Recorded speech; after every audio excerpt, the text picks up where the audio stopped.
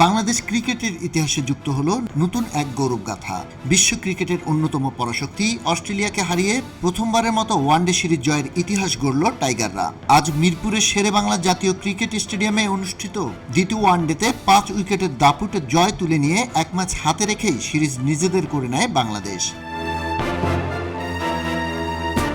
বৃষ্টি বিঘ্নিত ম্যাচে ডার্কওয়ার্থ লুইস স্টার্ন ডিএলএস পদ্ধতিতে বাংলাদেশের সামনে 41 ওভারে 192 রানের লক্ষ্য নির্ধারণ করা হয়। সে লক্ষ্য তাড়া করতে নেমে 144 রানে 5 উইকেট হারিয়ে চাপে পড়লেও তাওহিদ হৃদয় ও মেহেদী হাসান মিরাজের দায়িত্বশীল ব্যাটিং দলকে স্মরণীয় জয়ের বন্দরে পৌঁছে দেয়। হৃদয় 40 এবং মিরাজ 22 রান করে অপরাজিত থাকেন।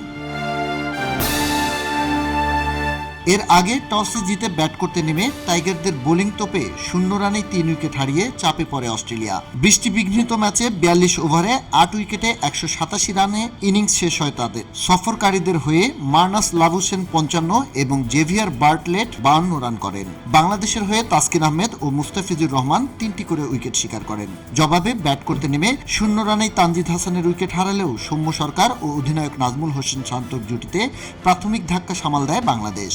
সৌম্য ও শান্ত দুজনেই 42 রান করে আউট হন। এরপর লিটন দাস 21 ও মোসাদ্দেক 15 রান করে ফিরলেও হৃদয় ও মিরাজের অবিচ্ছিন্ন জুটি বাংলাদেশকে ঐতিহাসিক জয়ের বন্দরে পৌঁছে দেয়।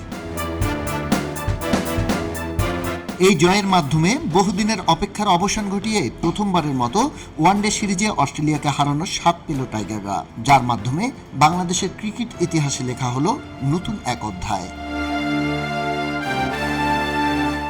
খবরের কাগজ, নিখাত, নির্ভীক, নিরপেক্ষ।